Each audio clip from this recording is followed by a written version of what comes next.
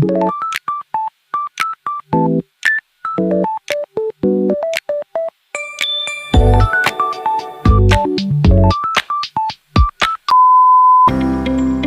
day everyone.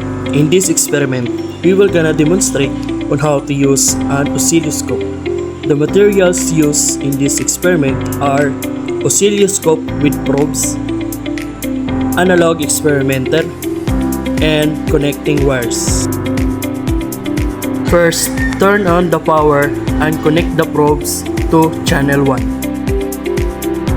Attach the ground clip to your circuit's ground and touch the probe tip to the signal you want to measure.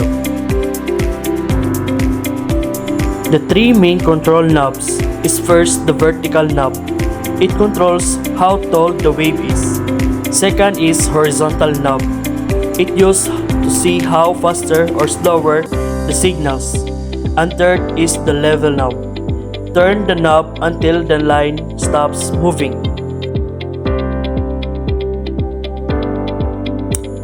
To see the measurements, press the menu button will bring up a menu on the screen where you can select what you want to see.